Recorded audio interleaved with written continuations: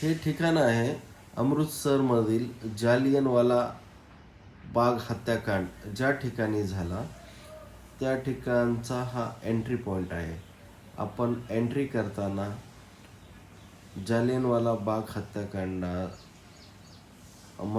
जे लोक सहभागी झाले होते त्यांचे चित्र किंवा मूर्त्या अशा भिंतीवर रेखाटलेल्या आहेत. हे पहा किती म्हणजे नॅरो असा हा मार्ग आहे की याच्यातून लोकांची एंट्री होती आणि हा एकमेव मार्ग होता जेणेकरून ज्यावेळेस हे काही गोळीबार झाला त्यावेळेस त्यांना बाहेर पडण्यासाठी मार्ग फारच अरुंद होता आणि या साईडला पोलीस उभा होते जे अंधाधुंद फायर करत होते. या ठिकाणी